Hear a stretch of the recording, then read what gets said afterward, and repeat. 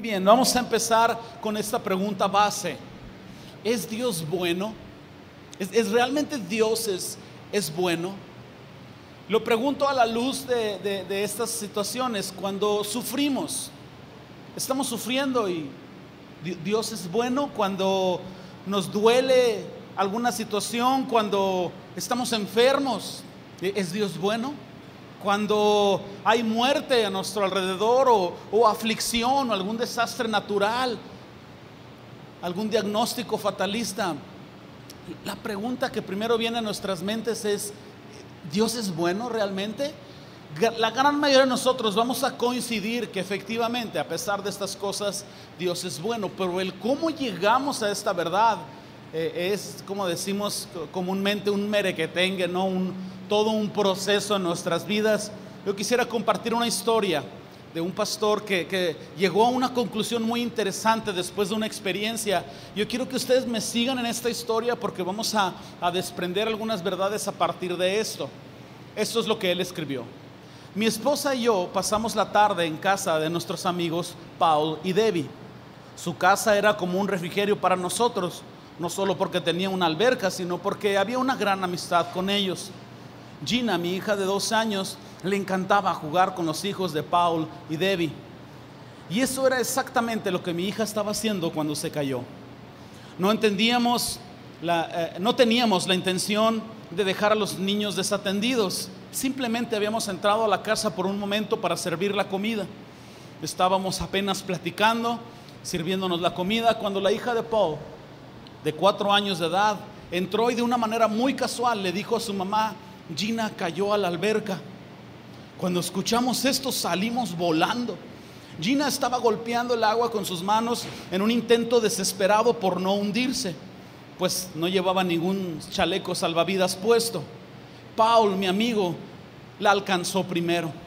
Brincó a la alberca y con sus brazos largos la alcanzó y después la entregó a mi esposa. Gina, mi hija, tosió, estuvo llorando por un momento, pero luego después quedó como si nada hubiera pasado. La tragedia fue evitada. Mi hija estaba bien. Imagínense nuestro agradecimiento. Inmediatamente nos reunimos a orar y a levantar un canto de agradecimiento. Los pies de mi hija nunca volvieron a tocar el suelo. Ella permaneció en nuestros brazos todo el resto del tiempo. Aún íbamos caminando a casa y yo iba manejando e iba agradecido con Dios por su misericordia. Y por el espejo retrovisor podía ver a mi hija Gina en la parte de atrás, profundamente dormida. Oré de nuevo y dije: Dios, eres tan bueno. Inmediatamente después de que yo dije esto, surgió una pregunta en mi mente. Esta es una de esas preguntas que probablemente vienen de Dios. Lo que me pregunté es lo siguiente: si Gina, mi hija, se hubiera ahogado, ¿seguiría siendo Dios bueno? Había pasado la mayor parte de la tarde anunciando la bondad de Dios, pero si hubiéramos perdido a mi hija, ¿habría yo llegado a una conclusión diferente? ¿Acaso Dios es bueno solamente cuando el resultado también lo es? Cuando el cáncer se ha ido, nosotros decimos: Dios es bueno. Cuando llega el aumento de sueldo, anunciamos: Dios es bueno. Cuando nuestro equipo favorito gana el partido, a veces llegamos a decir: Dios es bueno. Pero la pregunta que viene a mi mente es: ¿diríamos lo mismo bajo circunstancias diferentes? ¿Diríamos Dios es bueno en el cementerio al enterrar a nuestro familiar, de la misma manera que lo diríamos en el hospital al recibir a un bebé recién nacido? ¿Diríamos Dios es bueno en tiempos de crisis económica, tanto como en tiempos de provisión económica? Mi pregunta es: ¿Dios es bueno todo el tiempo? El pastor continúa: la mayoría de nosotros actuamos como si tuviéramos un contrato con Dios. El hecho de que Dios aún no haya firmado su parte no nos ha interesado demasiado. Pero en este contrato nosotros decimos: prometo ser una persona buena y decente, y a cambio Dios salvará a mi hijo, sanará a mi cónyuge, protegerá mi casa y me dará siempre los lujos que yo quiero. Esto a nuestro punto de vista humano nos parece justo. Sin embargo, cuando Dios no cumple nuestras expectativas más profundas, nos quedamos atrapados en un tornado de preguntas. ¿Será que Dios no es tan bueno después de todo? ¿O será que Dios no es todopoderoso después de todo? ¿Habrá alguna maldición que nunca pensé que debía de romper y ahora debo hacerlo? ¿Habré deshonrado a alguien y ha venido sobre mí la consecuencia de esto?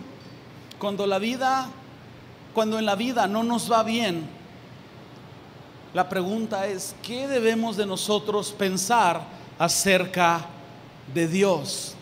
Y el planteamiento de este pastor es realmente muy bueno, porque la gran mayoría de nosotros hemos estado en momentos en donde estamos en esa trampa entre la espada y la pared, porque decimos: bueno, si Dios es bueno, ¿por qué permitió esto? Sean sinceros, ¿alguien lo ha preguntado? Yo lo he preguntado. Y alguien dice: bueno, si Dios es bueno y lo permitió, entonces es que a lo mejor Dios no es totalmente todopoderoso, porque no lo pudo ver que venía, no lo pudo evitar, no tiene el poder para sanar o para transformar o esto o el otro. Y la realidad de las cosas es que Dios nos va a guiar a una sola verdad, o por el camino corto o por el camino largo. Dios es bueno. Yo quiero que ustedes al final de este mensaje se lleven este pensamiento bien marcado aquí en sus corazones. Esto es lo que nos tenemos que llevar, esta verdad central: Dios es bueno. Y aunque en las dificultades no entendamos sus acciones, sí podemos confiar en su corazón. Vamos a ver cómo es que podemos llegar a esta conclusión. Y yo quisiera empezar con este primer punto. Todos aquí conocemos esta promesa: todas las cosas ayudan para bien. Romanos 8:28 es uno de los pasajes en la escritura más leídos, más subrayados, más visitados, más memorizados. Creo que la gran mayoría pudiéramos citar la gran porción de este pasaje, y sabemos que los que aman a Dios, todas las cosas se ayudan a bien. Esto es, a los que conforme a su propósito son llamados. Sin embargo, a mí me gustaría ponerlo en la Nueva Traducción Viviente, únicamente para hacer un ejercicio muy interesante. Observen cómo dice la traducción del idioma griego original directo al español. Dice: y sabemos que Dios hace que, digan conmigo, todas las cosas cooperen para el bien de quienes lo aman y son llamados según el propósito que Él tiene para ellos. Mi nueva pregunta ahora es: exactamente a qué se refiere Dios con todas las cosas.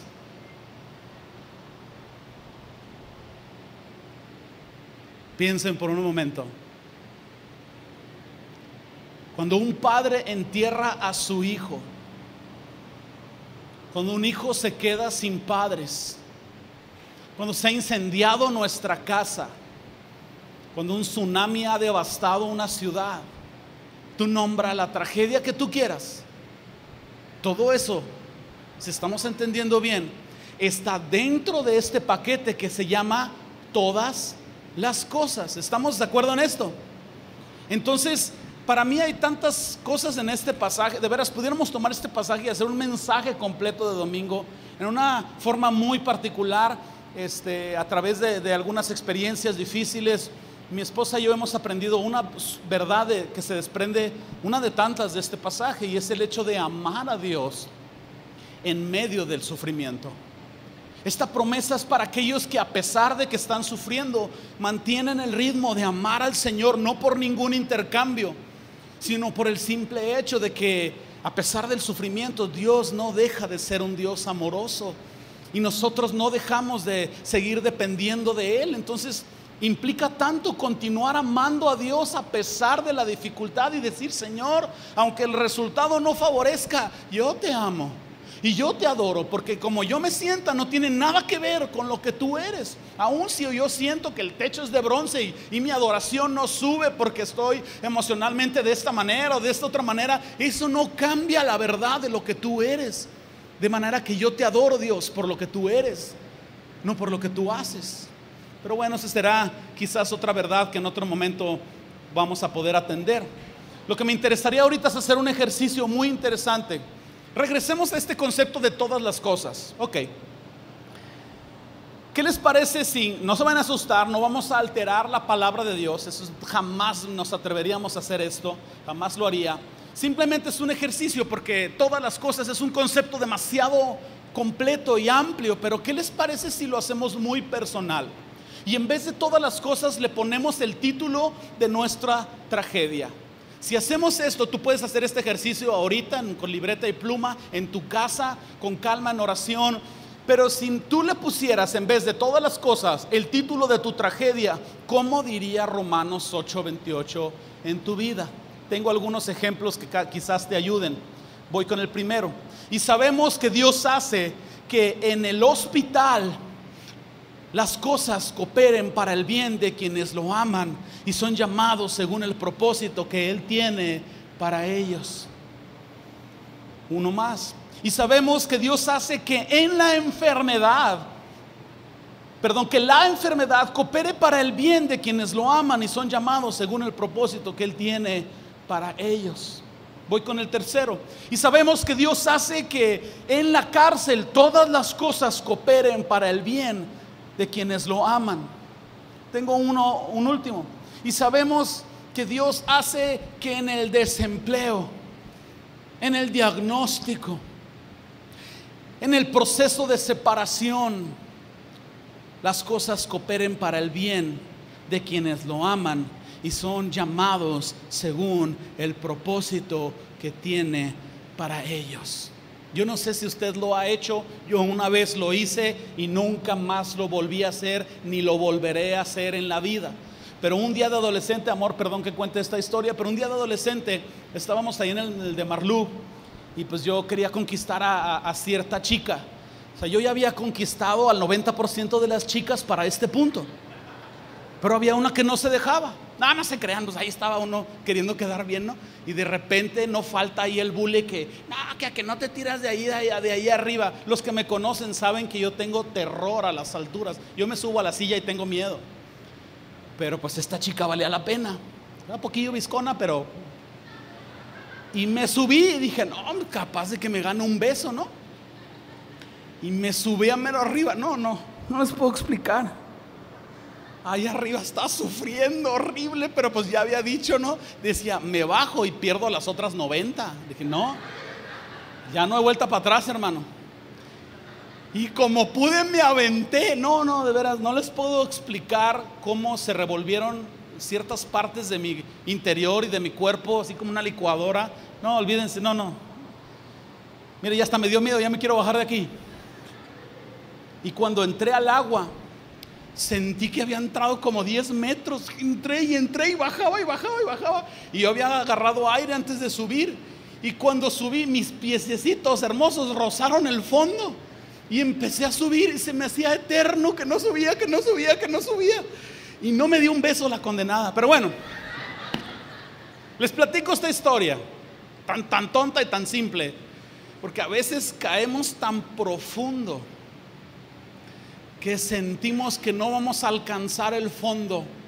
O a veces llegamos a cierto fondo en nuestras vidas que sentimos que no nos va a alcanzar el oxígeno. Decir, Señor, de veras, de esta ya no salgo, y allá no hay vuelta para atrás. Y lo que quiero decir es esto: a los que aman a Dios es como zambullirse en un clavado profundo, con los motivos correctos quizás, pero no importa cuán profundo tú vayas, ni cuándo tardes en salir, el hecho que tú mantengas el ritmo de tu adoración a Dios, tu fe en Dios, que tú sigas aferrado a Él, ese amor, esa pasión te van a sacar eventualmente a flote. Quiero continuar avanzando con este mensaje. A pesar de nuestro dolor, a pesar de nuestra adversidad, la Biblia dice que Dios en algún punto, en algún momento va a hacer que este dolor, que esta aflicción sean transformados, convertidos en un bien mayor que tal vez en el momento nosotros no habíamos imaginado. Lamento decirles, pero en muchas ocasiones, mis hermanos, Dios no va a quitar el dolor de nuestras vidas. No es algo nuevo que les estoy diciendo. O por experiencia o por mensaje ustedes lo van a saber. Muchas de las veces queremos que Dios sane la enfermedad o sane los sentimientos en un instante, y tantas veces va a ser un proceso más que una sola oración. Que Dios es poderoso para sanar una enfermedad o un dolor emocional en un instante, absolutamente cierto. Habrá unos pocos que tienen esa gracia, que han experimentado esa gracia, pero muchos pasan por un momento de dolor. El hecho de que tú estés en este mundo significa que tarde o temprano vas a sufrir. A lo mejor no vas a sufrir toda tu vida, pero es imposible que un ser humano, ojo con esto, creyente o no creyente, es imposible que no sufra. Todos sufrimos. El asunto es para aquellos que hemos puesto nuestra fe en Cristo. El asunto es que Dios utiliza este sufrimiento, esta circunstancia, para un bien mucho mayor, como estaba yo ahorita diciendo. Lo hace para que nosotros podamos poner nuestra vista en Él. La realidad es que a veces tenemos tantas cosas materiales, tantos afanes, tantas actividades, tanto esto, tanto el otro, que estamos distraídos con todo lo que tenemos ahí. Y cuando todo nuestro alrededor se derrumba, no tenemos a ningún otro lugar a donde mirar más que al Señor. Y lo que Dios hace, probablemente lo hace para que nosotros pongamos nuestra vista en Él. Lo hace para que nosotros quebrantemos nuestro orgullo. No lo haríamos en una condición normal, pero en momentos de dificultad ciertamente lo hacemos. Quizás lo hace para que Él trabaje en nosotros en hacernos más sensibles, en escuchar su voz. Y todos estos beneficios terminan siendo una conclusión en la que decimos: Dios es bueno. ¿Qué sería de mi vida y de tu vida si Dios no la interrumpiera? A veces, mis hermanos, Dios va a permitir las tragedias, y esto es un trago que a veces sabe amargo y que es difícil de tragar. Pero a veces Dios va a permitir tragedias. A veces Dios va a permitir que en tu vida la tierra se seque. Va a permitir que la adversidad llegue. Y sabemos por la historia en la palabra de Dios de Job, sabemos que a veces Dios va a permitir que Satanás desencadene un caos a nuestro alrededor, pero Dios no va a permitir que Satanás triunfe sobre nuestras vidas. ¿Hasta aquí vamos bien? Si ustedes van observando el mensaje, esto va a requerir que esté toda su concentración aquí. Síganme, por favor, no se pierdan. Los eventos individuales que vivimos, estas tragedias, este sufrimiento, esta adversidad, quizás pueden ser malos. Nadie niega que lo son. Pero el fruto final de todo ese proceso, a través de la fe, a través de continuar con el Señor en un sacrificio de alabanza, invariablemente va a terminar en un proceso que te va a llevar a la conclusión de que Dios es bueno. Esto es un proceso, mis hermanos. Si estás pasando por dificultad, tienes que entender esta verdad. Es un proceso. Nunca jamás te vaya a cruzar por la mente al ver un medallista olímpico, un boxeador levantando el título, un soldado que regresó de combate. Nunca jamás te imagines que una victoria vino sin gran sacrificio, sin estrés, sin esfuerzo, sin procesos. No nos debe de pasar por la mente esto. Cuando un medallista olímpico está siendo condecorado, este hombre, esta mujer ha sacrificado tanto de su vida, ha experimentado tanto dolor, pero ese dolor ha sido transformado en una victoria que le crea una satisfacción mucho mayor que el dolor que experimentó durante quizás el tiempo y el proceso que él estaba viviendo o trabajando en esto. El asunto es que para que nuestra fe crezca, nuestra fe tiene que ser probada. Para que nosotros podamos decir realmente: Señor, yo te amo en las buenas y en las malas. Tenemos que pasar por las malas. Para que nuestra fe crezca, nuestra fe tiene que ser probada. Y les tengo una noticia, que la mayoría de las veces lo tomamos como algo precioso, y lo es, pero a la luz del sufrimiento es un desafío. ¿A qué me refiero con esto? No está en las notas, pero la escritura dice en Filipenses 1:6, creo, sí es 1:6, que el Señor ha iniciado la buena obra en nosotros. ¿Y qué dice la escritura? Que Él la va a perfeccionar día con día hasta el día en que el Señor venga. La perfección de esa obra que Cristo ha iniciado en nuestras vidas incluye sufrimiento, incluye adversidad, incluye, como estoy diciendo, que nuestra fe sea probada. Déjenme ver si puedo continuar más adelante. ¿Alguien de ustedes les gusta el café? Levanten la mano. ¿Verdad? Ese café, sin café no hay nada espiritual. Ese café de veras es el principio de la vida. Yo no me paro aquí los domingos sin 2 tazas de café. ¿Se nota? Cuando nosotros decimos, los que nos gusta el café, qué rico café, ¿qué es exactamente lo que estamos diciendo? Los voy a llevar a través de un ejercicio. ¿Qué es lo que estamos diciendo? Estamos diciendo que la siembra es rica. Estamos diciendo que la bolsa sellada herméticamente es rica. Estamos diciendo que los granos de café son ricos.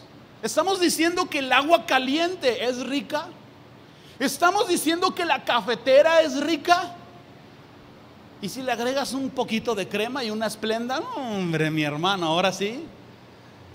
¿Y qué es lo que decimos? El qué rico café, porque el café termina siendo el conjunto de todos los procesos, todos los ingredientes juntos y desembocados en una taza de café que casi besamos. Es el conjunto de los ingredientes, es el final de todo el proceso cuando tomamos este café. Y eso es exactamente lo mismo que sucede en ocasiones con la bondad de Dios. Se requiere una serie de ingredientes. No es que como que ay, qué imposible es encontrar la bondad de Dios. Mira, voltea a tu alrededor y la vas a ver en todos lados. Lo que yo me estoy refiriendo es en esos momentos de dolor, cuando el llanto espiritual o moral o físico está nublando tu vista y no puedes ver tan claro. En los momentos de sufrimiento donde empiezas con la primer cuestionante, es que Dios o no es bueno o no es todopoderoso. A ese momento es al que yo me refiero. Exactamente así es como funciona con Dios. Es el conjunto de todo el proceso, de todos los ingredientes, lo que nos lleva a la conclusión que Dios es bueno. Nada en la Biblia, mis hermanos, nada en la Biblia nos hace ver que un terremoto es algo bueno, que un paro cardíaco es algo bueno, que un tsunami o una crisis, una hambruna, un ataque terrorista. Nada en la Biblia nos dice que estas cosas son buenas. Todo esto no es más que la consecuencia de un mundo caído.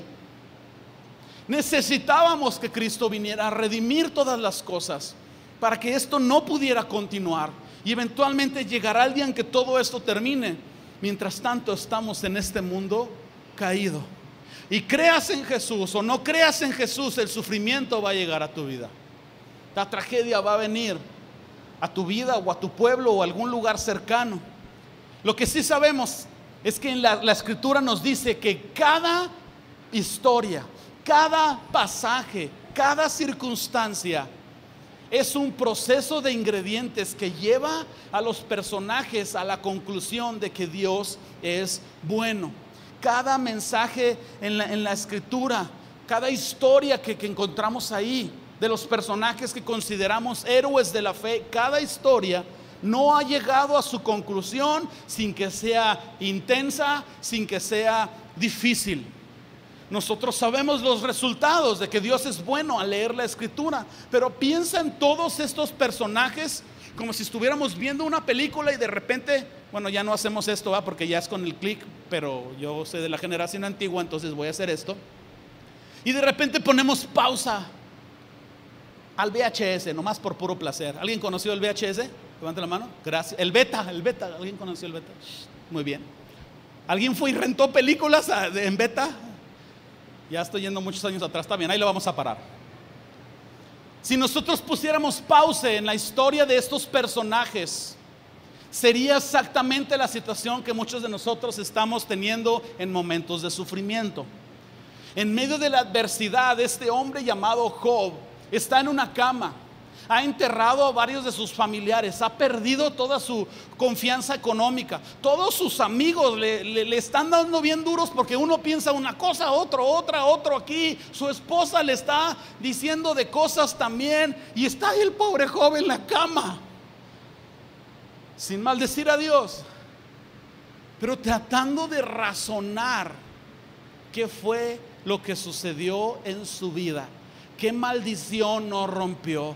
¿A quién deshonró? ¿Qué pecado cometió? ¿Dios es bueno o Dios no es poderoso? ¿Por qué a mí? Job está tratando de descifrar esto. Si nosotros pusiéramos pausa en la historia de David, David estaría en cierto momento, con justa razón, confundido, porque David diría: pues sí, pues primero nací ilegítimamente y luego me mandan allá con las ovejas y luego de repente llega un profeta y me unge como rey y yo, ¡oh, qué padre! Pero no he visto el cumplimiento de esto, porque resulta que hay un rey que todavía está en el trono. ¿Para qué me ungen? ¿Para qué existo? Y no solo eso, ese rey me odia y me avienta lanzas y me quiere matar y tengo que esconderme en cuevas. Ese punto de la vida de David no es lo más increíble, pero sabemos que Dios es bueno, ¿no es cierto? Sabemos el desenlace de la historia de David. Piensa en un último personaje más, José. Esta es una gran historia. Piensa en José en la prisión. En la prisión es esos momentos donde uno está luchando en entender si Dios es bueno o no. Insisto, si adelantamos al final de la historia, sabemos que Dios es no solo bueno, sino misericordioso e increíble, y utilizó el dolor y la aflicción para un bien mayor. Pero en la prisión está este José razonando: mis hermanos me traicionaron, mi patrón me traicionó. Perdón que lo diga, la vieja esta me quería dar unos besos y yo le dije que no, y aquí estoy en la cárcel. Le hubiera dado un beso aunque sea, de perdida que me encarcelen justamente, ¿verdad? Y está pensando: el panadero y el copero les ayudé y estos benditos, por no decirles de otra manera, se olvidaron de mí. En ese punto, lo único que queda en la vida de Job, en la vida de David, en la vida de José y probablemente en tu vida ahorita es su fe. Su fe de creer que el carácter de Dios no cambia a pesar de nuestra circunstancia. Tu vida y mi vida son probablemente una historia que aún no se termina de escribir. Este capítulo en tu vida, mi hermano, mi hermana, todavía no se termina de escribir. Deja que el escritor continúe desarrollando la historia, porque conocemos al escritor. No sabemos exactamente el final de la historia, pero sabemos que este escritor es bueno. Cuando nosotros no obtenemos lo que nosotros pensamos que podemos obtener de Dios, o lo que nosotros queremos, a veces somos como niños que hacemos un berrinche porque siempre el papá le da un dulce y le da un dulce y le da un dulce, y cuando el papá no le da el dulce, ahí tenemos al chamaco y unos berridos que parece que, ¿verdad?, le están sacando las muelas sin anestesia. Y sus llanto gime y grita porque este mocoso malcriado llora como si realmente gran cosa estuviera sucediendo en su vida. Pero el papá, y los que son papás van a decir amén, los papás sabemos cuál es el llanto de nuestros hijos. A veces el niño llora, dice que ignóralo, está haciendo pancho, me equivoco. A veces llora y dices: este se dio un golpe bien grande, voy a ir a ver qué está pasando, porque este llanto es de a de veras. ¿Tú piensas que Dios no sabe qué tipo de llanto tienes? Y ahí estás: ay, Señor, sáname ya, ahorita sáname, provéeme, porque no puedo pagar la renta, Señor, ya. Y Dios, quien ha iniciado la obra en nosotros y ciertamente la va a perfeccionar, un Dios bueno, sabe y dice: no, este chamaco necesita valorar el dulce. No va a entender mi gracia si siempre le doy el dulce. Se tiene que ganar a veces el dulce, aunque yo se lo voy a dar porque soy bueno, pero lo voy a hacer que batalle poquito. para que le sepa más rico la paleta. Si un padre normal lo hace, ¿cómo pretendemos humanamente comprender a un Dios que ni siquiera podemos medir o describir con nuestras propias palabras? A veces nuestra definición de bondad de Dios o de algo bueno incluye que siempre tengas salud, siempre tengas comodidad, siempre seas reconocido, y no siempre lo recibimos. Que si pensáramos en una vacuna como otro ejemplo más, yo sé que si yo les preguntara ahorita, les dijera una vacuna es mala, todos aquí diríamos no, es bueno, qué bueno que vivimos en esta época y tenemos vacunas. Pero que si yo defendiera mi caso, porque hago pausa en la historia y estaría yo defendiendo mi caso y diciendo sí, pero a ver, tu hijo que más amas en el mundo, lo llevas con una desconocida ahí en el Seguro Social que ni te ve a los ojos, y de repente le ponen un fierro en el hombro y llora. O sea, le están causando dolor a mi hijo, ¿que no te estás dando cuenta? Y sale mi hijo llorando, y lo peor de todo, y todos hemos estado ahí, a menos los papás, lo peor de todo es que tu hijo te ve como me traicionaste. ¿Has visto cuando tu hijo está vacunado? ¡Ay! Te voltea a ver como diciendo, ¿por qué me trajiste? ¿Verdad? Yo pudiera defender mi caso, porque mi percepción de las cosas es muy limitada, porque mi actitud es muy cerrada. Yo no puedo ver el cuadro completo, que por 3 segundos de dolor estoy evitando la polio, o yo no sé, cualquier otra enfermedad devastadora que pudiera venir en mi hijo. Entonces, pues comparado con aquello, dices tú, 3 segundos de dolor. Y como humanos así somos. Estamos en medio de ese proceso de dolor que para lo eterno, para Dios es un instante, pero para nosotros sentimos, ¿verdad?, que se nos drena la vida. Déjame avanzar un punto más. El sufrimiento es un asunto temporal, y esa es otra verdad a la que tú tienes que llegar. El sufrimiento, no vas a sufrir toda la vida. Respira, por favor. No vas a sufrir toda la vida. Son momentos. No vamos a sufrir toda la vida. La escritura dice en 2 Corintios 4:17, estoy consumiendo mucho tiempo, me voy a apurar a leerlo. Dice, porque esta leve tribulación momentánea produce en nosotros cada vez más excelente y eterno peso de gloria, no mirando nosotros las cosas que se ven, sino las que no se ven, porque las cosas que se ven son temporales, pero las que no se ven son eternas. No voy a girar mucho en este mensaje porque lo vamos a utilizar en otro domingo con más profundidad, pero simplemente a simple vista observa los 2 adjetivos calificativos alrededor de la palabra tribulación: leve y momentáneo.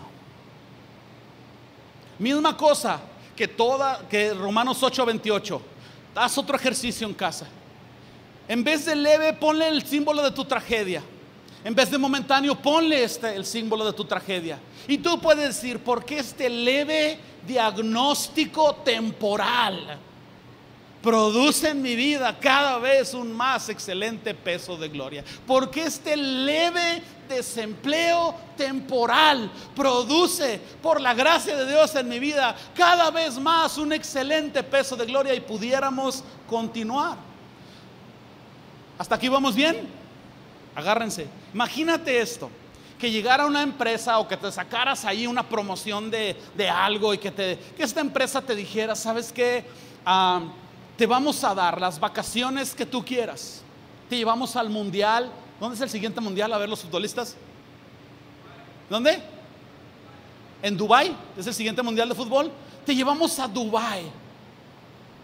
Una semana antes, todo el tiempo del torneo, y una semana después si quieres. ¿Qué vacaciones quieres? No, pues ¿cuántas vacaciones quieres? ¿Una semana, 2 semanas, 3 semanas? ¿A quiénes te quieres llevar? ¿Quieres viajar en primera clase? Te lo damos. ¿Quieres ir a la India y quieres comer unas enchiladas y un pambazo? Te lo llevamos. ¿Qué quieres?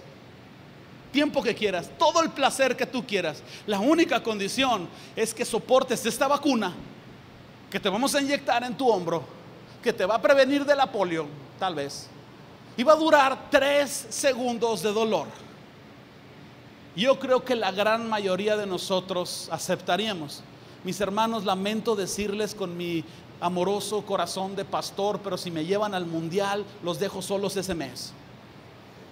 grabo un video, unas predicaciones, o ahí los pongo que lean el Salmo 119 de poquito en poquito y ahí nos vemos. ¿Para qué le hacemos el ensarapado? Imagínense que me dijeran, te llevamos por todo enero a ver los juegos de los New England Patriots. No hombre, nombro otro pastor y me voy. Pero bueno, esa es otra historia. ¿Qué son 3 segundos de dolor, de incomodidad, comparados con 2 semanas extraordinarias o un mes de vacaciones? ¿Qué son 3 segundos? Nada. En el calendario eterno de Dios, ¿qué son unos instantes de dificultad? Aun cuando la Escritura dice que el total de nuestra vida es como una neblina que aparece por un tiempo y luego se desvanece. Yo no sé si ustedes han vivido en algún lugar donde haya neblina. Años atrás yo viví en Toluca, Estado de México, y se hacía neblina en las mañanas, pero era un ratitito y luego se iba. Así es nuestra vida. Y pensando que en nuestra vida no sufres todo el tiempo, es un leve instante. ¿Qué son, entre comillas, 3 segundos de dolor o una etapa de dolor comparado con la gloria eterna y el gozo increíble y completo que vamos a tener en la presencia del Señor? Por eso la Escritura dice en Romanos 8:18, lo pongo en Nueva Traducción Viviente: sin embargo, lo que ahora sufrimos no es nada comparado con la gloria que Él nos revelará más adelante. Tu dolor no va a durar por siempre, mi hermano, pero tú sí. Recuerda que aunque tú estás pasando por un momento difícil, el amor de Dios por ti no cambia. Dios no te ama menos a pesar de que estés sufriendo. Ese no es el indicador de que Dios te ama menos. Es inacertado esta evaluación. Dios te ama intensamente. Hemos leído Romanos 8 del 38 al 39 para quienes toman notas, que dice la Escritura que estoy seguro de que ni la muerte, ni la vida, ni ángeles, ni principados, ni potestades, ni lo presente, ni lo porvenir, ni lo alto, ni lo profundo, ni ninguna otra cosa creada nos puede separar del amor de Dios que es en Cristo Jesús. Una vez más, haz el ejercicio, toma pluma, papel, pon ahí: por lo cual estoy seguro que ni la ceguera que me acaban de diagnosticar, ni el diabetes, ni la ejecución de la hipoteca de mi casa, el banco me la va a quitar. Estoy seguro que esto no me separa del amor de Dios. Y alguien va a decir: sí, pero qué gacho. Eso no lo niego. Qué doloroso es enterrar a un familiar. Eso yo no lo niego. Pero a la luz de lo eterno, a la luz de la bondad de Dios, todas estas cosas terminan siendo transformadas por un Dios bueno que las hace para el bien mayor de nuestras vidas. Que estés sufriendo no significa que Dios no te ama. Déjenme terminar con este mensaje, y yo no sé si me puedes ayudar aquí atrás, Isma. En pantalla aparece el Salmo 27:13. Yo no sé a cuántos les gusta el Salmo 27, pero para mí me es inevitable cuando lo estoy leyendo de hacer 2 o 3 paradas. Lo estoy leyendo y hago 2 o 3 paradas, y en esta última hago viscos. Cuando yo leo estas palabras: hubiera yo desmayado si no creyese que veré la bondad del Señor en la tierra de los vivientes. Muchos de nosotros estamos en medio del sufrimiento, y la fe es un hilo que evita la devastación total. La fe es ese hilo que se interpone entre ser totalmente ya destruidos, a nuestro parecer, y decimos: si no creyera que Dios es bueno, a pesar de esto que estoy viviendo, yo ya no quisiera continuar en la fe cristiana. Pero ve el versículo 14 aquí en pantalla: aguarda al Señor, esfuérzate. Estás sufriendo, esforzarte cuesta, sí, pero la Escritura dice: esfuérzate, aliéntese tu corazón, espera al Señor. Porque Dios es un Padre que nos dice, o nos ha dicho: espérate aquí, ahorita vengo, ahorita vengo. Y cuando Él venga, la restauración de todas las cosas será consumada. Desmayaríamos, mis hermanos, si no creemos que que veremos la bondad de Dios. Así que si tú estás pasando por ese momento de dificultad y estás en ese momento de confusión temporal en donde piensas, no sé si Dios es bueno en mi vida ahorita, yo no sé cómo le puedes llamar a Dios bueno después de lo que me está pasando. Tú estás en ese punto de tu vida. Ok, yo te diría, ve a la Escritura. Yo te diría, espera en el Señor. Aliéntese tu corazón. Dios viene en camino. La ayuda viene en camino. Mantén firme tu fe.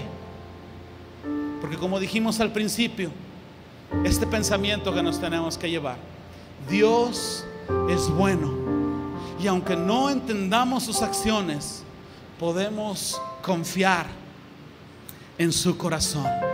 ¿Por qué no cierras sus ojos por un instante? Señor, vengo en oración ante ti. Queremos nosotros entregarnos en adoración a ti, Señor.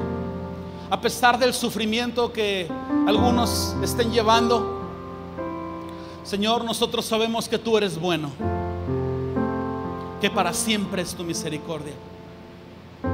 Has mostrado tu bondad de generación en generación. Has hecho alejar nuestras maldades como está lejos el oriente del occidente. Señor, la realidad es que no nos has pagado conforme a nuestro pecado. No nos has pagado conforme a nuestra falta de carácter. Ni siquiera nos has pagado conforme a nuestra infidelidad. Señor, aún en tu misericordia has permitido cierto dolor, cierta aflicción para el beneficio eterno de nuestras almas. Así que nosotros en oración pedimos que nuestra fe no desfallezca, Señor. Que tú nos des la fortaleza, que tú vengas a nuestras vidas y nos ayudes a poner nuestros ojos en ti, y que olvidemos todo lo que queda atrás y nos enfoquemos en ti, y que seas tú y nuestra confianza en tu bondad lo único que nos mantiene de pie en medio de la tormenta, en medio del sufrimiento, Señor. Señor, ven. Pedimos que en tu misericordia llenes nuestros corazones en este momento con esperanza. Así, con los ojos cerrados, mis hermanos, vamos a tomar un momento de adoración. Un momento en donde tú puedes meditar en la bondad de Dios. Un momento en donde tú puedes rendirte totalmente a Él. ¿Por qué no tomamos un instante en el que ahora sea Dios quien habla en nuestras vidas?